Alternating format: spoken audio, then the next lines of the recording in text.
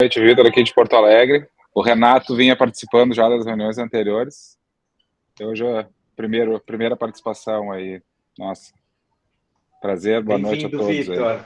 Obrigado. Ele falou mesmo que você ia representar o grupo, que vocês estão muito animados aí. Ele está numa reunião da SBGG, né? Muito bem-vindo, Vitor. Que bom. Obrigado. Feliz de você estar aqui representando o grupo, então.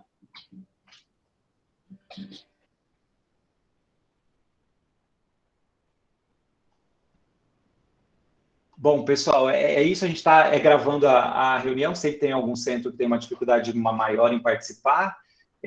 De novo, queria só reforçar as boas-vindas a todos. Então, a gente vai para mais uma reunião mensal. A gente tem essa e a do final de maio, e depois a gente começa com reuniões a cada 2 meses, né? Quando provavelmente a gente vai estar no início da coleta de dados aí, quando a gente entrar na etapa bimestral, né? Uma vez a cada 2 meses. Nesse começo, a gente acha importante que essas reuniões sejam mensais. Muito obrigado pela presença de vocês, muito obrigado por estarem sempre respondendo os e-mails com muita prontidão. A gente andou pedindo novas informações para os centros e recebemos da grande maioria já respostas. A gente vai falar isso na reunião, e eu aproveito para dizer que passo a bola para a Maria Fernanda, então, que vai começar falando com a gente os dados de hoje aí. Então, olá, boa noite a todos. A gente organizou a reunião no mesmo modelo que foi a última reunião, então vão ser 2 momentos, né? O primeiro momento de atualização administrativa, então que a gente falar em que momento que a gente está da organização do nossa rede, né, do nosso grupo, e um segundo momento, acadêmico, que na reunião anterior a gente discutiu sobre o preenchimento da taga, sobre algumas sugestões de melhoria, e hoje a gente vai discutir sobre o NPI. Então, trazendo a parte de atualização administrativa, as cartas de anuências, a gente já recebeu de 29 centros, então trouxe aqui só listado os centros que a gente já tem, que hoje talvez fecharam 30 centros, né, Marlon? Então, a gente já tem da Beneficência Portuguesa, de Brasília, Goiânia, USP, Natal, Pará, Santa Casa, Sírio, Unicamp, Santa Casa, Ceará, Secamargo. Então, a gente já recebeu de 30 centros as cartas de anuências. E que eu apresentei da última vez, todo o procedimento de resposta do Comitê de Ética em Pesquisa. Então, a gente ainda está no momento de espera, né? O trabalho foi submetido ao CEP do centro responsável, que é o da FMUSP. Os centros já foram inseridos na Plataforma Brasil, então todos vocês já receberam aquele e-mail da Plataforma Brasil falando que o centro foi incluído nessa pesquisa. E assim que a gente tiver autorização, automaticamente a Plataforma Brasil envia um e-mail para vocês, e aí vocês não precisam mandar a submissão para o CEP local. Talvez o CEP local de cada um de vocês peça alguma documentação, dependendo de cada comitê de ética, mas a Plataforma Brasil já comunica automaticamente. A gente enviou um e-mail agora, essa semana passada, pedindo algumas informações adicionais, que a gente precisa ter isso no cadastro, que é o endereço de cada centro, de cada comitê de pesquisa. Então, o endereço, o telefone, o e-mail, o horário de atendimento. Dos 30 centros, a gente recebeu 26 respostas. Então, a gente queria agradecer a prontidão de todo mundo, né? Então, a gente já tem dado de 26 centros. E a gente pediu também o nome completo e e-mail de todas as pessoas que vão ter acesso ao RedCap, para a gente poder cadastrar a pessoa ao RedCap para não ter dificuldade de acesso. Então, o que a gente sugere, assim, da lista dos residentes do serviço, né? Que se forem os residentes, ou se é um hospital que faz o cuidado horizontal de todos dos médicos da equipe, para conseguir cadastrar no RedCap. E esse dado a gente já recebeu de 18 centros. Então, vocês estão prontamente enviando todas as informações necessárias. Então, a gente gostaria de agradecer também a parceria de todo mundo. Acho que vale só reforçar, né, Maria Fernanda, que a gente está fazendo melhorias no nosso RedCap, o que vai permitir que a gente envie um modelo mais final para cada centro, para poder testar, para poder, meio que numa fase muito próxima do início da coleta de dados, né? Então, assim, também não se preocupem se nesse momento vocês não passarem o nome de todo mundo que vai acessar o RedCap quando a coleta começar de fato. Mas nesse momento, quanto mais pessoas que vocês já souberem que vão mexer, que vão trabalhar com a pesquisa e que vão usar esses dados do RedCap, quer dizer, que vão inserir dados, que vai mexer na plataforma, já passem o nome completo e o e-mail, porque quando a gente enviar o RedCap aprimorado, melhorado, essas pessoas já vão poder começar a mexer nessa plataforma e começar a se familiarizar. É melhor para cada centro. Mesmo que não é uma lista final, não é uma lista finalizada completamente, mas já é uma lista um pouco mais aprimorada que no começo, que a gente acabou liberando acesso para uma pessoa, 2, 3, no máximo, de cada centro, né? Isso já pode ser expandido para mais pessoas agora, né? Então, acho que foi por isso que a gente está pedindo mais nomes nessa etapa. Perfeito. E na reunião passada, que a gente discutiu o preenchimento da taga, né? E aí a importância da nossa rede, né? Que a gente está construindo junto esse projeto, foram levantadas várias sugestões para a gente melhorar o nosso protocolo. E aí a gente fez algumas alterações baseadas na nossa discussão da última reunião.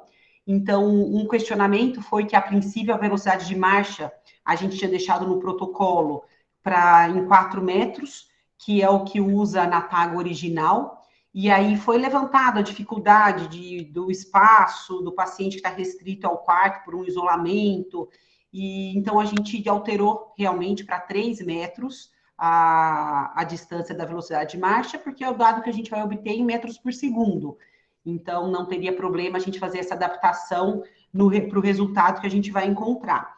E a gente acha que realmente facilita para um paciente que está restrito ao quarto e enfermarias que são restritas de tamanho, né? E então a gente fez essa adaptação, que eu acho que foi uma melhoria. Outro ponto que a gente discutiu bastante, era sobre o preenchimento de informação do peso do paciente, que a princípio no nosso protocolo da taga estava, é possível pesar qual o peso do paciente, e se não era possível, para estimar o peso do paciente. E aí, na última reunião, a gente discutiu que isso dava margem para muito erro, né? A gente até considerou pegar essa informação da equipe da nutrição, porque geralmente a equipe de nutrição, por medidas, consegue estimar peso de paciente, mas a gente achou que era um dificultador, que não necessariamente a nutricionista já teria preenchido o protocolo, a gente teria que sair de um para pegar a informação em outro lugar. Então, a gente adaptou esse ponto para peso medido. Se não é possível medir peso, considerar a circunferência de panturrilha. Isso na taga. Depois, no decorrer do protocolo, a informação de peso também ela vai aparecer em outros momentos, e aí sim a gente pode estimar o peso do paciente em outro momento da avaliação. Mas na taga, para a informação ficar bem mais precisa possível, a gente deixou peso medido, quando não possível, circunferência de panturrilha, como foi a sugestão na última reunião. Terceiro ponto que a gente discutiu bastante também é de incluir o teste de sentar e levantar na nossa avaliação. E aí a gente pensa assim, porque o nosso banco de dados vai ficar um banco incrível mesmo, a gente tem muita informação, e o teste do sentar e levantar, ele não está incluído na taga, mas ele está incluído no protocolo como todo. Porque vocês vão ver que tem uma template, que é a avaliação de fragilidade, e nessa template a gente tem o iCope, e nele a gente faz o sentar e levantar. Então, pensando no banco de dados que pode gerar outras oportunidades de pesquisa, a gente vai ter esse dado do sentar e levantar no campo de fragilidade. Então, ele está incluído. Funcionalidade, que foi outro ponto que a gente discutiu bastante, porque a nossa proposta inicial era, na taga, a gente avaliar a BVD em 2 momentos. A BVD no momento da internação e a BVD 1 mês antes da internação, para a gente avaliar a condição pregressa do paciente. E aí a sugestão que alguns centros fazem umas pesquisas com 3 meses, que foi levantado, né? E aí a gente foi levantado em literatura para ver qual que seria o melhor parâmetro de se usar. Então, um ponto que foi levantado até mesmo na reunião, que 3 meses fica um ponto distante, até para a pessoa para o familiar ter noção de temporalidade mesmo, para ir para preencher a informação. E a gente optou por manter 1 mês antes da internação, porque é o que é amplamente aceito na literatura. Então, por exemplo, no CFS, eles usam um mês antes da internação para captar a capacidade funcional do paciente, funcionalidade basal do paciente. Então, por isso a gente optou, como ele é amplamente usado na literatura, a gente optou por manter a avaliação de funcionalidade no momento da admissão e um mês antes. Então, essas foram as mudanças sugeridas e propostas que a gente chegou nesse modelo depois da discussão do nosso grupo. Aí, nesse momento, a gente abre para a discussão. Então, se alguém tiver alguma dúvida da parte burocrática do processo ou dessa parte de adaptação que a gente fez, porque aí a gente passa para um segundo momento, que é a parte acadêmica, que a gente vai discutir sobre o MPI hoje. Exatamente, Fefa, obrigado, e é isso mesmo, né? Acho que foi apresentado os pontos, como está indo a questão do comitê de ética, que está em processo, eles pediram algumas informações a mais que vocês forneceram, a gente vai enviar, estamos aguardando que esse processo vá caminhando junto ao comitê de ética e que os centros de ética de cada local recebam essa informação de que o projeto tá registrado e foi aprovado pela instituição proponente, né? E depois a gente colocou aquilo que foi levantado por vocês mesmo na última reunião, a gente foi atrás de ter decisões embasadas de qual seria a melhor opção, e a Maria Fernanda trouxe as mudanças que aconteceram no nosso REDCap, além de outras melhorias no sistema que a gente tem feito. Fica aberto para perguntas de vocês agora, o que ficou de dúvida dessa parte que a gente apresentou.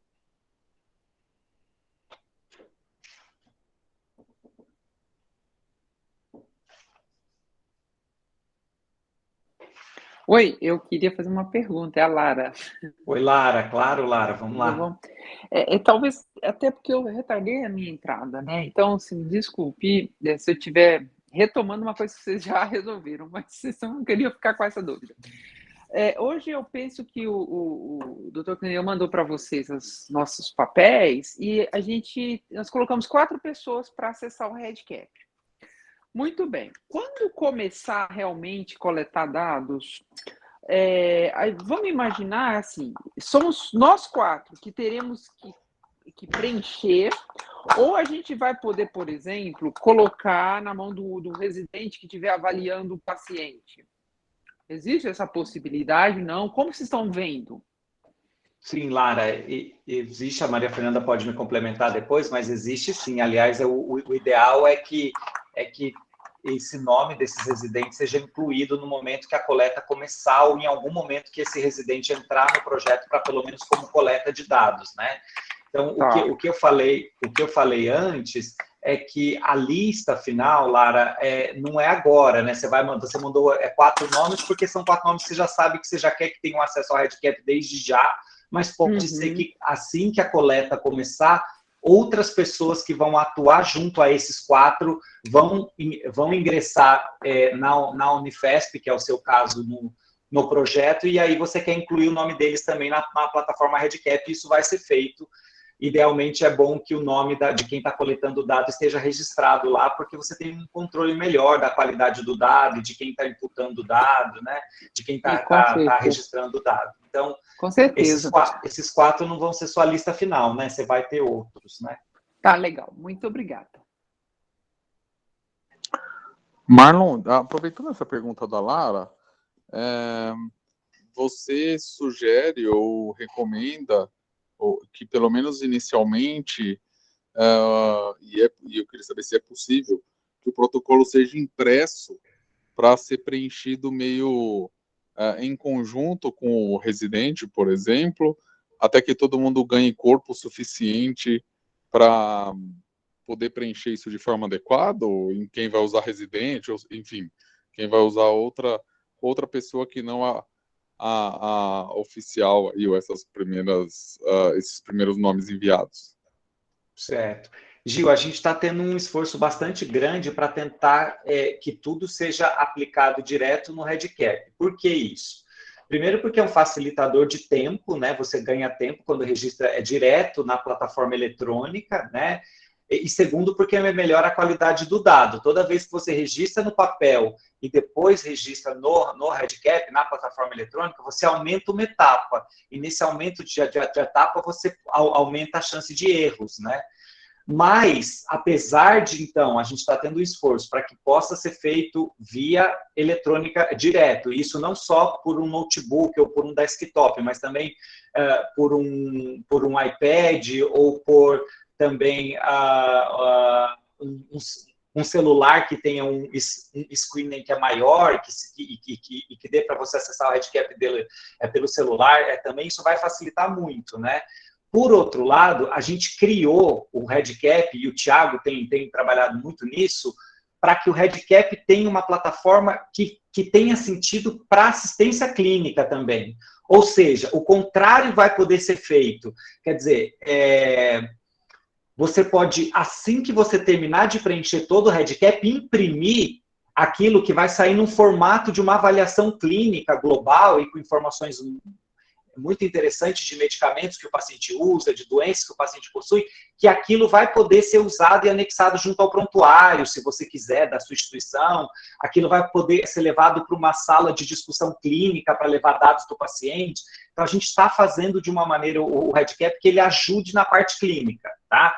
Então, também há a possibilidade, se um centro falar, não, mas aqui no nosso centro a gente quer imprimir a folha, digitar, escrever ela e depois passar para o REDCap, o centro pode fazer isso também, não vai ter problema nenhum, isso pode ser feito, é possível, mas o nosso esforço é para que não precise ter as duas etapas, e a gente gostaria que a maioria de todos os centros, quase todos os centros aí, fizessem direto o registro eletrônico, porque diminui a chance de erros, tá? Acho que é isso em relação a esse assunto. Tem uma outra vantagem também que a gente também falou numa das outras reuniões, que o REDCap a gente tem acesso offline. Então, você não precisa ter a internet. Então, ele consegue preencher, né, Marlon? Que isso facilita muito também, porque muitas vezes nos hospitais a internet é muito ruim. Então, isso não é um dificultador. Então, a gente está tentando deixar do modelo mais prático possível. E lembrar que os dados também são editáveis, né? Então, pensando numa curva de aprendizado, se às vezes você acha que aquele dado não foi coletado de uma forma correta e, enfim, quiser reavaliar algum dado, é possível editar também. Isso mesmo. Outras dúvidas, pessoal?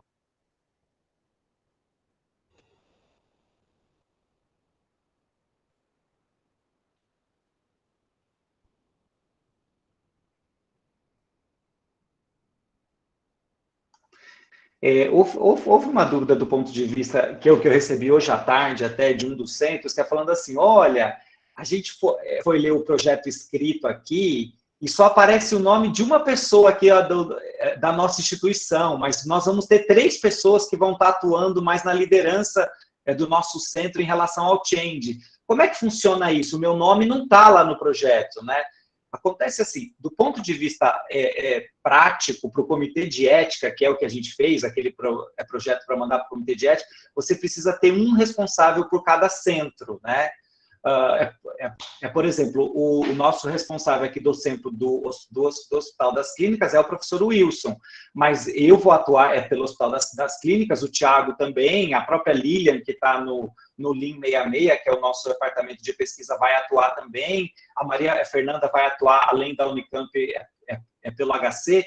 Claro que esse nome dessas outras pessoas que vão estar atuando no projeto de cada centro vai entrar no projeto na questão de publicações, na questão de, até na submissão local que vocês vão fazer aí, que se houver pedido de documentos extras de cada centro. Então, não é porque o nome não aparece como responsável do centro que a pessoa está excluída do projeto, não é isso, é só porque a gente precisava ter um nome de responsável de cada centro para colocar nesse projeto, nessa fase do comitê de ética, tá? Então, mas não significa que são só essas pessoas que são do projeto, tá?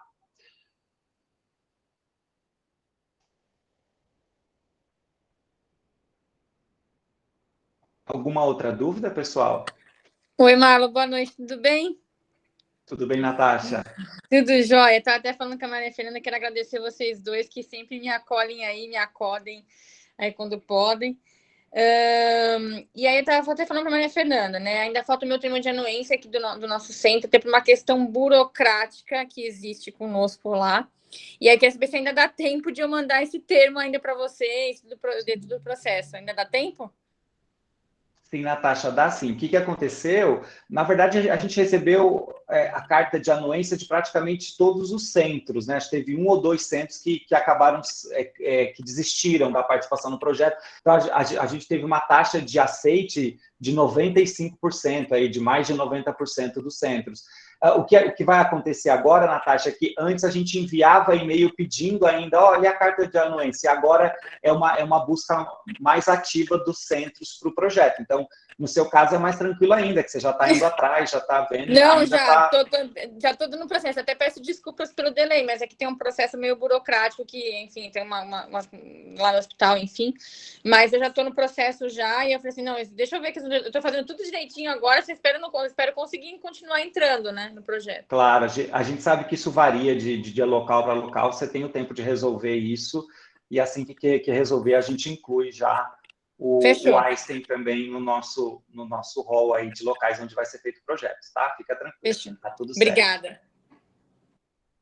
Pessoal, a gente precisa ir para a parte B agora. Eu só quero, antes de entrar na parte B, que é a parte acadêmica, dar boas-vindas para o Elma. Não sei se eu falei certo. O Elma, eu acho que é do sudoeste da Bahia, tá participando pela primeira vez aqui. Bem-vinda, viu? A gente é um centro novo que a gente andou conversando mais recentemente. Bem-vinda, viu? Bem-vinda. Espero que você goste aí da nossa reunião e integre o grupo, viu, Elma? Agora eu devolvo para você, Maria Fernanda. Então, perfeito. Agora é o segundo momento, né, que a gente traz a parte que a gente chama de momento acadêmico, mas que é só para a gente apresentar cada instrumento que a gente vai usar no nosso protocolo. Então, na reunião passada, a gente falou um pouquinho sobre a TAGA. Hoje eu vou falar um pouquinho sobre o MPI. Então, eu vou falar sobre o instrumento e depois a Natália vai mostrar o preenchimento no REDCap. Então, o MPI, eu acho que a maioria de vocês conhece, talvez alguns não conheçam. O MPI é um instrumento prognóstico que muito consolidado na literatura como um bom instrumento de avaliação geriátrica ampla, compacto, como um bom instrumento para avaliar prognóstico de idoso internado. O MPI, ele avalia 8 componentes, né, enquanto a TAGA avalia 10, então avalia funcionalidade em ABVD, funcionalidade em IEVD, cognição, ele usa o SPMSQ, multimorbidade, ele usa o CIRS-SI, o CI, que depois a gente vai apresentar cada uma dessas escalas para vocês. Estado nutricional, ele usa o MAN. O risco de lesão por pressão, ele usa o ESS, polifarmácia e suporte social. O MPI, ele já tem aplicativo no celular que a gente consegue fazer esse cálculo do MPI, então fica mais fácil para utilizar o MPI. E é um instrumento que tem muita evidência que ele é um bom preditor de risco de idoso internado. Então, o MPI ele foi desenvolvido e validado por piloto em 2008, e de lá para cá, o grupo, principalmente o grupo dele, vem publicando muito trabalho da capacidade de um MPI como bom instrumento prognóstico.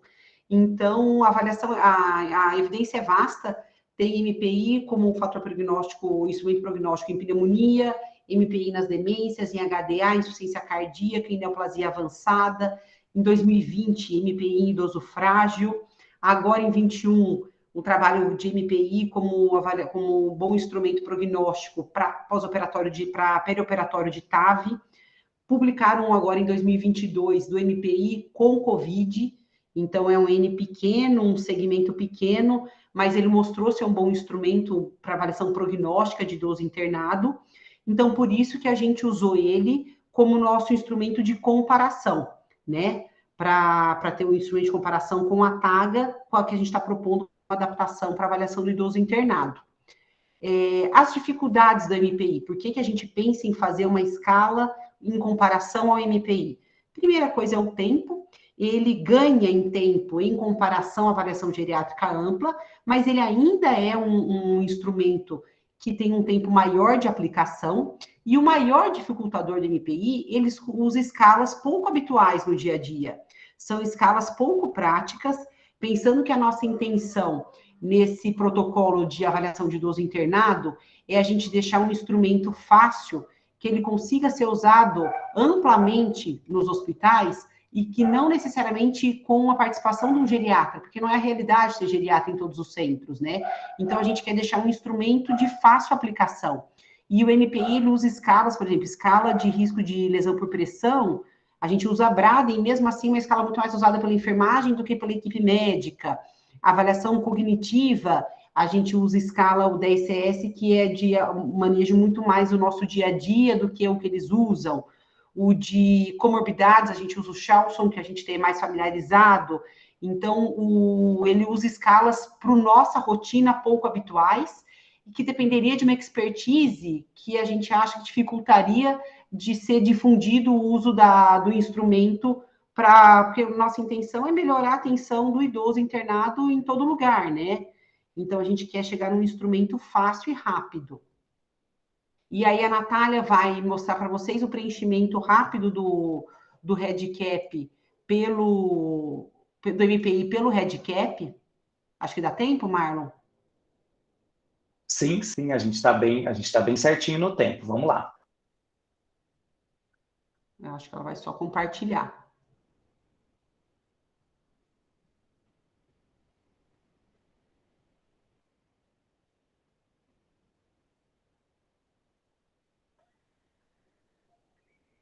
É bom que o pessoal já vai ter acesso a como é o REDCap, né? Que eu acho que na outra reunião não deu tempo da gente apresentar ao vivo.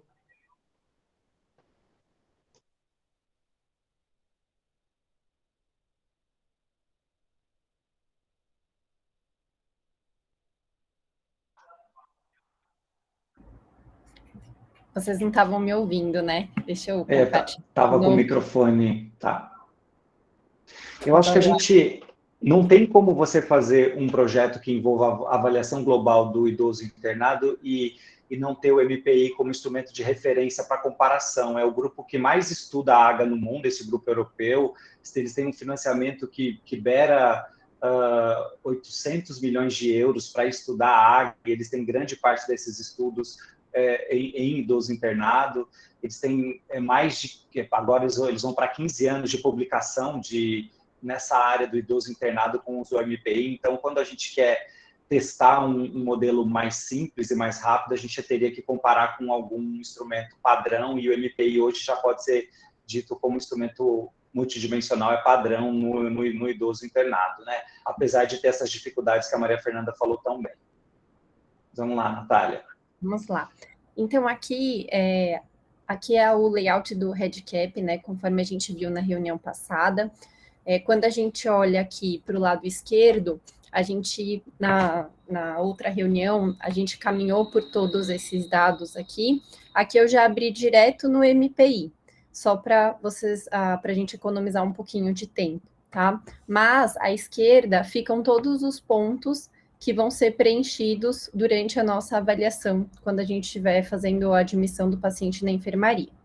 Então, agora focando no MPI, assim como era importante para a TAGA, é muito importante a gente lembrar, quando a gente começar a aplicação do MPI, que é logo após a avaliação da TAGA, a gente precisa cronometrar o tempo, porque esse aí um ponto fundamental, né, da nossa pesquisa, como a Maria Fernanda acabou de explicar.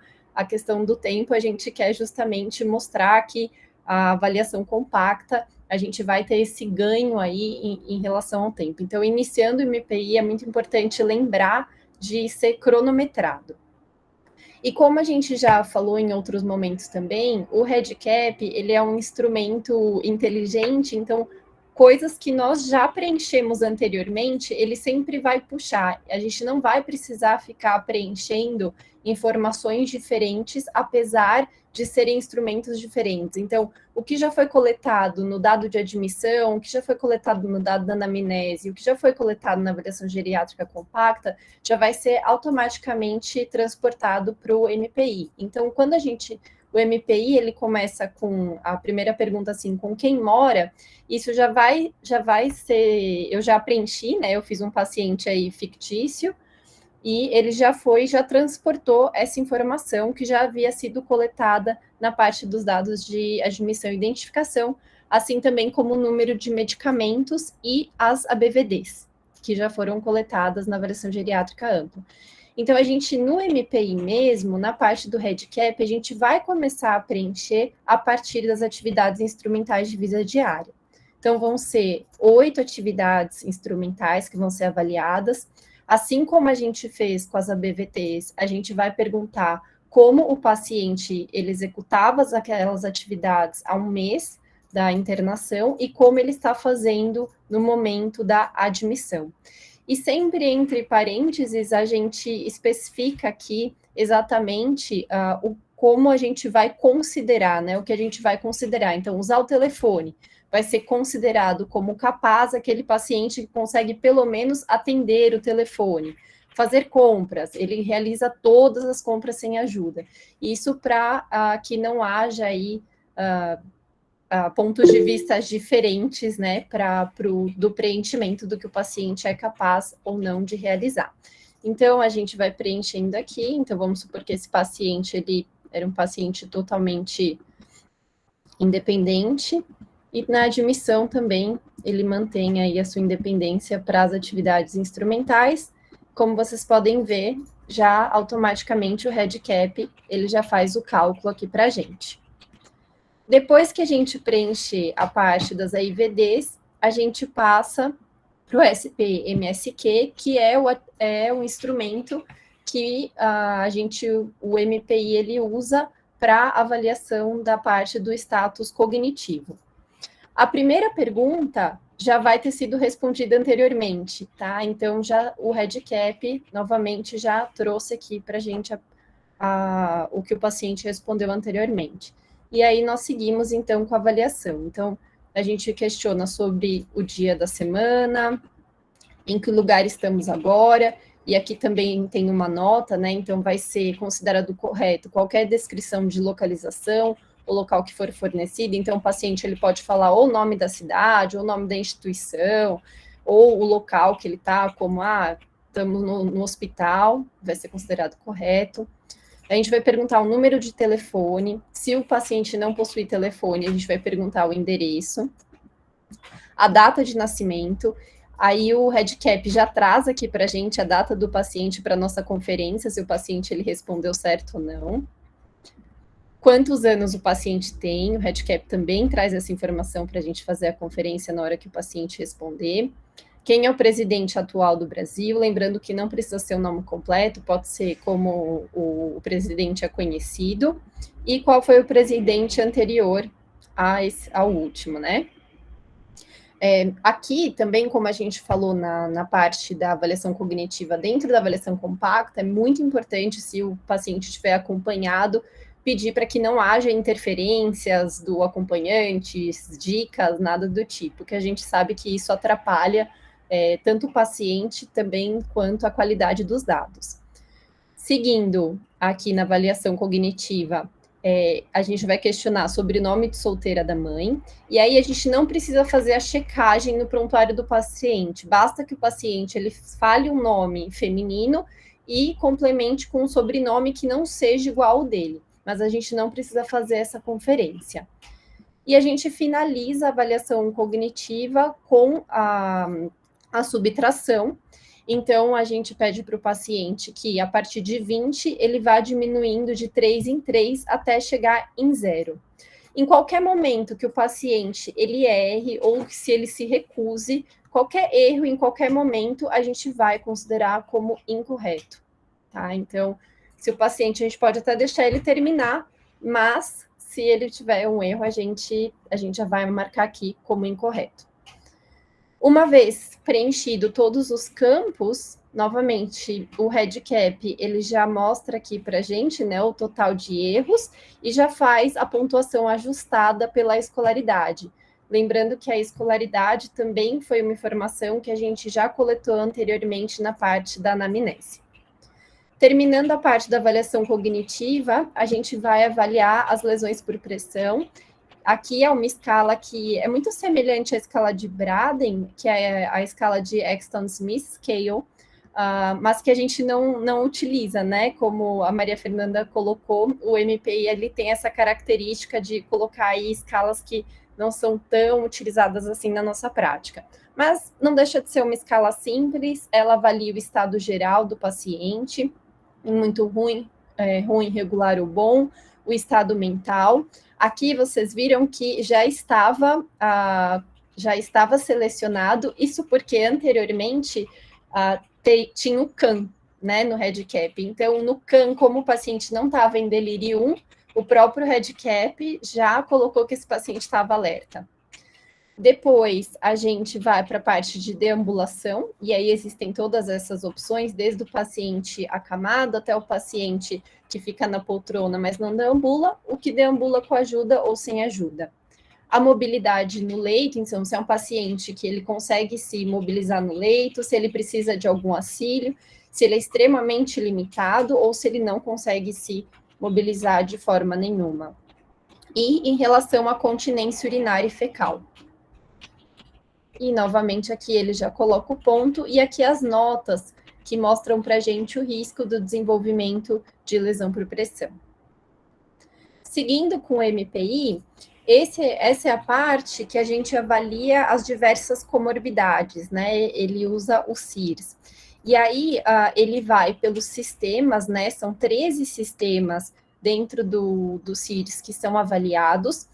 E, além desses sistemas, a gente tem que, se houver alguma alteração dentro desse sistema, é importante que a gente vá graduar essa alteração, se ela é leve ou moderada ou grave. Vai ser considerado um acometimento leve quando o paciente ele tem algum problema, mas ele não necessita de um tratamento específico. Então, vamos dar um exemplo aqui da parte renal. Um paciente que ele tem uma doença renal crônica, ele tem um clearance alterado, mas ele não faz segmento com nefro, ele não usa nenhuma medicação para isso, a gente pode considerar que ele tem, né, alguma alteração renal, mas é leve. Por outro lado, se for um paciente que ele tem um DRC, mas, vamos supor, ele é dialítico, ou já faz um acompanhamento com nefro, já teve alguma intercorrência, usa alguma medicação, a gente já considera esse paciente como moderado grave. Esse é um exemplo que eu coloquei aqui na parte renal, mas se estende para todos os outros sistemas. E também dentro aí dos parênteses, sempre ele vai deixar claro para a gente, então, por exemplo, dentro do sistema cardíaco é para avaliar apenas o coração, né? Depois tem a parte da hipertensão, na parte vascular é para ver a questão das artérias, das veias, do sistema linfático e assim por diante. Assim, a gente vai avaliando sistema por sistema, então aqui é realmente uma parte que demanda mais um tempinho. E assim que a gente também fizer o preenchimento completo, ele vai colocar aqui para a gente o score, tá? De comorbidades. Terminando essa parte das comorbidades, a gente finaliza o MPI com a mini avaliação nutricional, a MAN, né? Essa já bastante conhecida por todos nós. E aí é bastante simples, né? Vai falar sobre a ingesta de alimentos, se diminuiu nos últimos 3 meses, se houve diminuição, o quanto, né? Quanto que foi, se foi moderada ou se foi acentuada, se houve perda de peso involuntária, e aí a gente também coloca aqui, né? Gradua aqui quanto que foi, como está a mobilidade do paciente, se sofreu algum estresse psicológico ou uma doença aguda nos últimos 3 meses. Aqui vocês viram que ele já fez também o preenchimento automático, né? Então, de problemas neuropsicológicos, porque antes do MPI tem na parte da anamnese questionando sobre doenças neuropsicológicas, então esse paciente eu não tinha colocado com nenhum problema, então automaticamente o REDCap já colocou, já preencheu aqui para mim. E o índice de massa corpórea, que também já havia sido preenchido anteriormente, tanto o peso quanto a altura, ele já faz o cálculo automaticamente, e no caso, como a gente falou da questão da panturrilha, né, numa vez que a gente não tiver como mensurar aí o peso do paciente. E Finalizando, também, uma vez que a gente preenche toda a MAN, ele dá a pontuação. E, por fim, a gente pergunta para o paciente se teve qual que é a estimativa de peso, se ele se ele teve perda de peso nos últimos 3 meses, para ele tentar estimar exatamente quanto que foi essa perda. Porque aqui a gente tem um range, né? Então, entre 1 e 3, então aqui a gente pode colocar exatamente a quantidade de quilos que ele perdeu. E para finalizar, muito importante aí lembrar de colocar o tempo, né, em minutos que demorou para fazer a aplicação do MPI. E aqui a gente então finaliza o preenchimento do MPI, e aí é só salvar e seguir em frente. Acho que do MPI é isto. Muito bom, Natália, muito bom, e gerou várias dúvidas aí, bacana, que o pessoal foi colocando no chat. Eu vou começar pelo professor Paulo, que levantou a mão. O senhor fica tranquilo para fazer a pergunta, vamos conversar.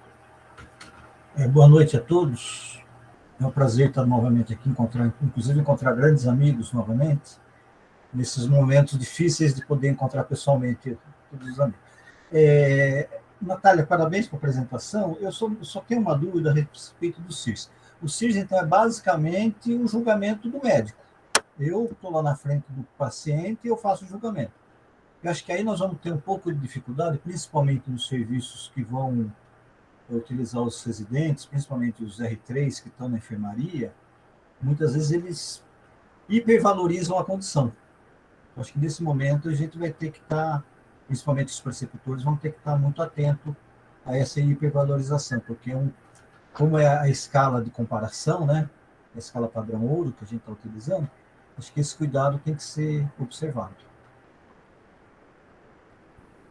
Só isso. Eu acho que é isso, né, Natália? Qual que é a sua impressão desse apontamento?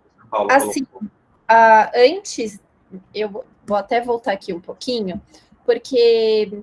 apesar de, claro que vai ter aí um julgamento clínico, mas na parte da anamnese é possível, a gente já vai questionar o paciente sobre as doenças que ele tem e sobre os medicamentos que ele usa. Então, a gente vai considerar, como eu disse, né, moderada e grave, uma patologia que o paciente ele tem algum tratamento específico para aquilo. Então, a gente consegue objetivar um pouco essa caracterização, vendo se o paciente, de fato, ele usa uma medicação. Então, por exemplo, para um paciente que tem DPOC, para os residentes não incorrerem ao erro, eles vão poder ver, ele tem um DPOC, e aí pode ser questionado, ele usa alguma medicação para o DPOC, ele faz algum acompanhamento com um especialista para o DPOC, ele teve alguma intercorrência secundária ao DPOC. Eu acho que assim é uma forma que a gente pode objetivar a nossa avaliação clínica. Então, aqui só para mostrar para todos, a gente já tem a coleta, né, dos antecedentes pessoais, que na verdade acabam contemplando todos aqueles sistemas, e logo em seguida já vem a parte medicamentosa. Então, eu acho que isso é uma forma de a gente já conseguir objetivar um pouco melhor aquela parte do MPI que vai pedir para a gente fazer essa classificação. Sempre lembrar que uma patologia leve é uma patologia que o paciente ele não está fazendo nenhum tratamento específico, ele está fazendo apenas um segmento, mas não cursa com nenhuma outra alteração.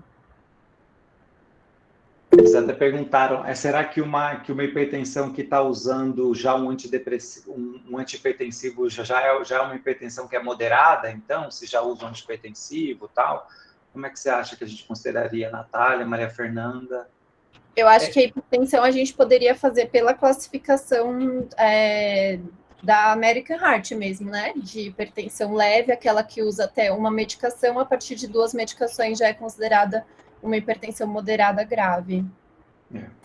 Agora, o que o professor Paulo colocou faz todo sentido, é uma das áreas mais difíceis mesmo, acho que já passa a ser uma dificuldade do MPI aí, e eu acho que é uma área que mesmo quando a gente tenha residentes coletando, Às vezes a gente sabe que tem centros, por exemplo, que a Sergipe, com a Flávia, ela vai fazer uma parte desse trabalho com alunos, né? Talvez vai ser uma parte que vai exigir do supervisor do centro, porque nós também não vamos coletar dados de tantos, né? Uma coisa que é tão grande assim. Então, nós vamos ter duas inclusões por dia, talvez um centro que é maior vai ter um pouco mais que isso. Talvez essa é uma parte para ser revisada pelo supervisor do centro, né? Essa parte de doenças. A Nereida levantou a mão, eu queria dar a oportunidade para ela, e depois o Gil, na sequência da Nereida. Vamos lá? Boa noite, pessoal. É um prazer estar aqui com vocês. Complementando isso que o Paulo falou, né?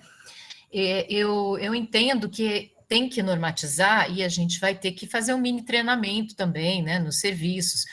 Mas como esses itens são assim, se a gente olhar sem saber o que vocês estão pensando, pode gerar dúvidas, eu acho que em algum momento a gente vai ter que ir um por um, né?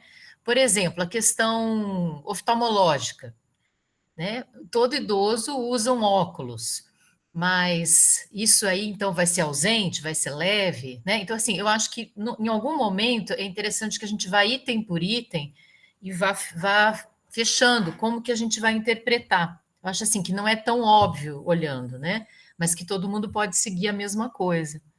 Claro, eu acho que se padronizar é a melhor saída, né? E aí a gente tá criando esses modelos de padronização que vocês sugeriram na reunião passada. Vocês comentaram, olha, era importante a gente ter uns documentos que padronizem a coleta. Eu acho que essa é uma parte que, agora que a gente está fazendo isso, a gente vai ter que dar uma boa atenção no momento da padronização para ter um guia mínimo, né, Nereida? Um guia que oriente aí cada um desses itens como você sair dessas situações, você ter um guia básico que você consiga tomar a decisão, né? Eu concordo. É isso que eu ia falar. O que a gente fez, que a gente vem fazendo, a gente fez vídeos com explicação, correndo todo o headcap de preenchimento. A gente fez um material em PDF com as orientações de como faz cada escala, e até por sugestão na última reunião, que é coisa que eu não trouxe no ponto de adaptações, que falaram da gente fazer um POP, né? E aí a gente até pegou, porque cada instituição tem modelo de POP. Então, a gente vai se basear no modelo de POP do HC, do Hospital das Clínicas da USP, que é um modelo meio padrão, então, provavelmente a maioria dos hospitais use o mesmo modelo de procedimento operacional, né? Então, a intenção é a gente deixar isso com um guia, uma orientação de como preencher. Então, vai ter esse documento, vai ter vídeo, vai ter o PDF e o POP para a gente talvez colocar nas instituições que precisem no Interact de cada hospital, né? Para a gente ter documentado o protocolo também nos hospitais, né? O Gabriel Truppel, do AC Camargo, até ele partilhou comigo aqui em box que tem, por exemplo, a gente tem várias explicações do CIRG, como pontuar o CIRG pelo Medical, que quer dizer, a gente tem explicações até na internet fácil disso, como pontuar. Lembrando que o MPI fez é uma adaptação do CIRG, ele simplificou o método do CIRG. O que a gente precisa fazer, então, é tentar pegar no documento original do MPI como é que eles propõem isso, para a gente poder levar até vocês junto com esse POP, então, com esse material que a gente está preparando, a gente vai fazer isso. Concordo que é uma parte um pouco mais sensível essa. Gil, você tinha levantado a mão, né? Acho que já foi levantado, acho que é extremamente importante, de fato, para o CIRG, um videozinho explicativo. Eu acho que isso é uma coisa que vai poder rodar entre os residentes, enfim, vai ter até uma coisa que a gente discutiu hoje mais cedo, uma questão educacional dos serviços, né? Eu acho até que vai ter uma função educacional mesmo, vai ser ótimo. E que alguém escreveu de manual, a intenção é isso mesmo, porque, por exemplo, o que a gente já tem pronto, que eu já preparei, assim, tem o delírio, então eu fui fazendo umas orientações, como faz a pergunta, como que avalia cada componente do delírio, um critério maior, critério menor. Então, isso a gente vai fazer para todas as escalas, porque eu acho que a gente tem que ter padronizado, né? Para a gente deixar o mais objetivo possível. Então, a gente tem o Drive, né, o Marlon, que depois todo mundo vai ter acesso também, que tem todos os vídeos das nossas reuniões, e tem todo esse material que a gente está deixando pronto. Isso mesmo. Isso mesmo. Então, é um ponto que vai ter que ter esse treinamento. O Vitor até colocou aqui no chat de Curitiba, né, de colocar um treinamento, quer dizer, você coloca um pouco mais de explicações na própria página do REDCap. Eu não sei, quando a gente cria no REDCap uma tabela, assim, é mais difícil ficar colocando muito mais informação do que já tem aí. Mas, então, se não der para colocar no REDCap, pelo menos nós vamos ter esse POP, esse material, esses vídeos explicativos, tudo que vai ensinar bem como fazer a aplicação dessa parte, tá? E no REDCap, depois, assim, o Thiago já até liberou o acesso de todo mundo, pode colocar paciente fictício, só para ir mexendo. Porque já tem vários facilitadores, do CIRS em especial não tem, mas, por exemplo, de vacinação, você abre, ele já abre uma orientação, quais são as vacinas necessárias. Quando a gente vai preencher o de fragilidade, a gente clica, já mostra como que a gente deve avaliar. Então, tem algumas, a maioria já tem um instrumento explicativo no próprio REDCap, para tirar dúvida de preenchimento. Do CIRS, que é muito extenso, não tem. Eu acho que essa ideia é uma boa, Fefa, de talvez, como essa sugestão, a gente criar, né, uma tabela, que abre uma tabelinha anexa, e aí especifica cada um dos sistemas, para na hora já o pesquisador já tirar a dúvida. Até porque, como são muitos sistemas, mesmo que a gente veja o treinamento, às vezes na hora você não vai lembrar, né? Então, talvez seja importante abrir um pop-upzinho que tenha aí, a gente consiga fazer essa definição melhor.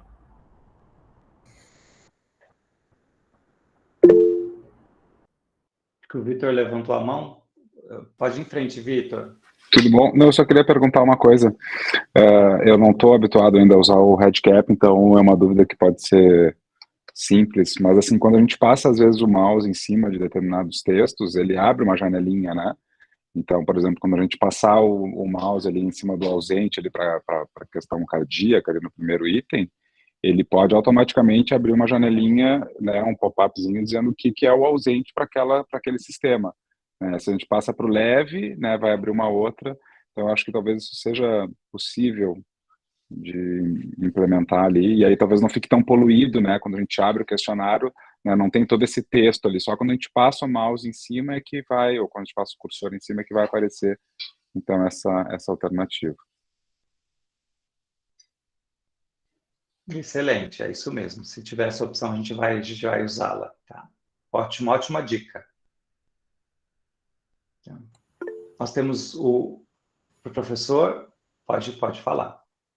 Alô, e a todos, uma boa noite. Eu estou acompanhando esse desenvolvimento do pensamento de vocês e estou vendo algo que talvez passe desapercebido no primeiro momento, porque nós estamos bastante preocupados com a fidedignidade e a homogeneidade das informações. Mas, paralelamente a este enorme banco de dados que vocês estão criando, vai existir também um aspecto didático e pedagógico voltado para a aplicação de uma forma de avaliação padronizada pelos centros de atendimento e produção de ciência no Brasil, incluindo o da cidade do Porto. Então, um empenho muito grande nessa padronização também vai deixar um legado muito grande da homogeneidade. O Gil e o Tiago mostraram numa avaliação que eles fizeram pura e simplesmente da aplicação do Mini-Mental. Infelizmente, eles não publicaram os achados, mas eles fizeram uma avaliação há uns 10, 12 anos atrás, quando eles eram os nossos preceptores, acho que 10 anos atrás, em que eles viram a grande variabilidade da aplicação do Mini-Mental por pessoas que estavam num curso exclusivamente de Alzheimer. Quer dizer, eram indivíduos que estavam aplicando o Mini-Mental e de um jeito bastante heterogêneo. E olha que isso a gente tem uma formação bastante repetitiva. Então, eu acho que todo esse esforço vai levar a uma padronização nacional e internacional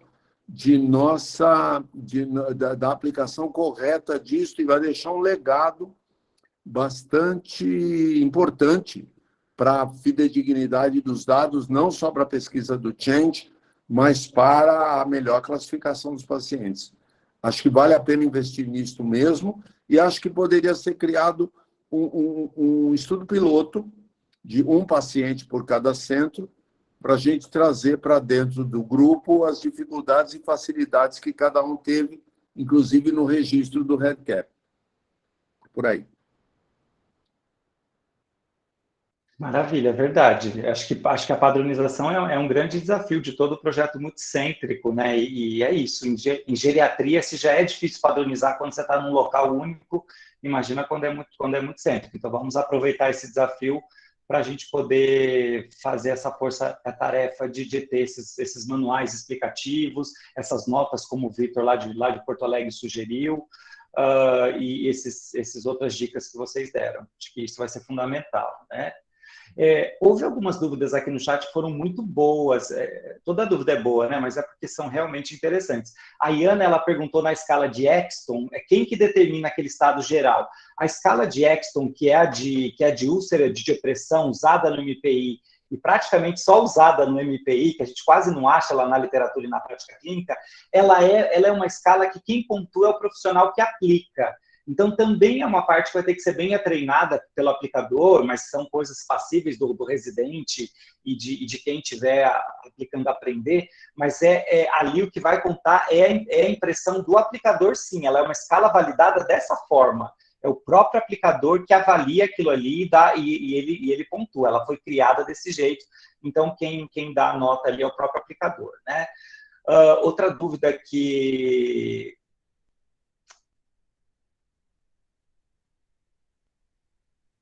Eu não entendi a pergunta que a Gabriela colocou aqui sobre o nome de solteira da mãe, a pessoa erra o nome, mesmo assim conta. Eu não entendi, Gabriela. É que mencionaram ali que mesmo que o paciente erre o nome de solteira da mãe, desde que ele diga um nome feminino com um sobrenome diferente, vale. Mas se ele... Desculpa, agora que eu vi que a minha câmera estava fechada.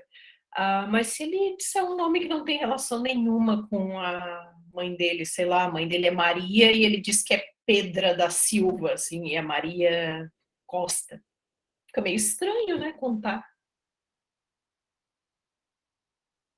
Você sabe responder isso, Natália? Quando erra completamente o nome? Então, teoricamente, por essa escala, na descrição da escala, tá que a gente não faça nem a conferência.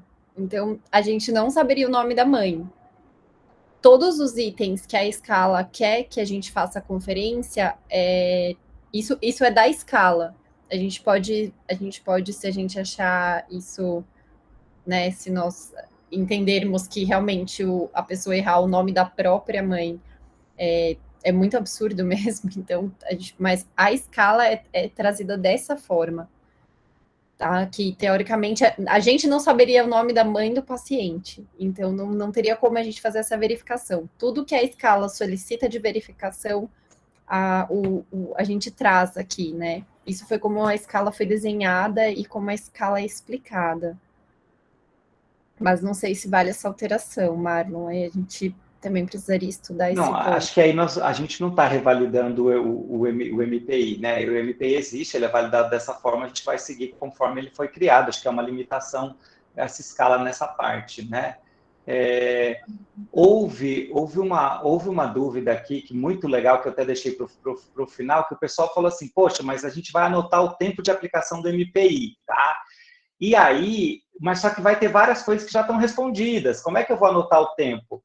Uma coisa que a gente pode, diferente da TAGA, o MPI é amplamente validado na literatura. Então, já tem vários estudos mostrando que ele demora entre 25 e 35 minutos, dependendo do local. O que a gente quer saber se aqui no Brasil, e também, claro, no Porto e provavelmente em Angola, que deve ser o último centro aí a entrar no nosso estudo, a gente quer saber se no Brasil, em Portugal e em Angola, se esse tempo bate com que a literatura, pelo menos bate aproximadamente com o que a literatura traz, que é de 25 a 30 minutos, enquanto a TAGA é ao redor fica mais ou menos até 10 minutos.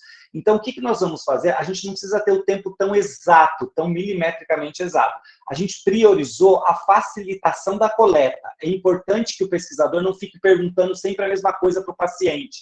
Se você já perguntou a BVD para ele antes, é importante que isso já esteja pontuado, senão você começa a complicar muito a coleta de dados, né? Então, o que vai acontecer é que depois, manualmente, a gente vai considerar que houve aquele tempo, a gente sabe que o item X, Y e Z, em 95% dos casos, já estava sempre respondido, então, foi um tempo que foi ganho, né, na aplicação MPI, a gente vai acrescentar manualmente esse tempo médio, porque a taga também vai ser cronometrado, e essas informações são da taga, habitualmente. Então, a gente vai ter um tempo aproximado do MPI, sem que isso seja um tempo exato, mas vai ser um tempo aproximado, que vai ser o tempo menor do que o real, porque esses itens já vão estar respondidos. Mas a questão aí é que havia necessidade de facilitar a coleta, senão a gente começa a complicar demais a coleta.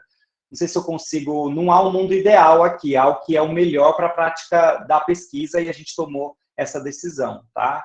Não sei se foi claro, foi uma pergunta, acho que levantada pela Nereida, e também antes, lá atrás, talvez pela Iana, e pela Caroline, e pela Priscila também, tá? Então, acho que era isso, né? A Elma também tinha perguntado sobre se vai ter documentos escritos que são explicativos de cada escala, tal. A gente já explicou que a gente está fazendo tanto vídeos quanto documentos escritos de como aplicar a cada escala, então vai haver esse material todo de aprendizado, de treinamento, tá? Já existe uma parte importante deles, inclusive. Pessoal, dá tempo para uma última dúvida. Alguma dúvida final? Alguma outra colocação?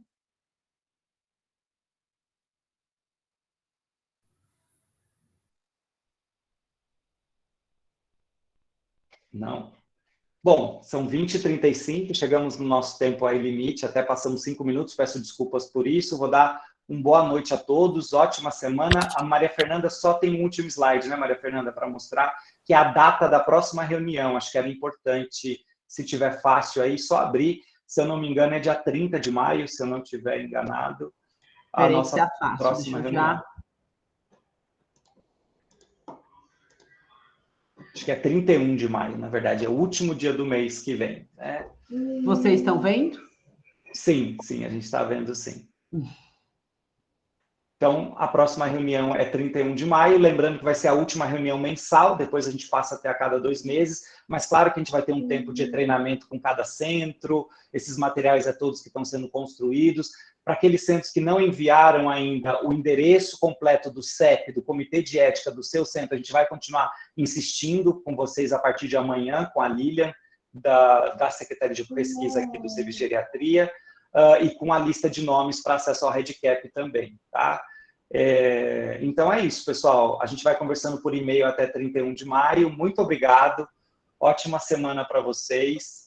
E obrigado pela paciência e pela presença aqui com a gente. Boa noite. Boa noite para todos. Um grande abraço. Boa noite. Boa noite. Tchau, boa noite. Boa noite. Boa noite.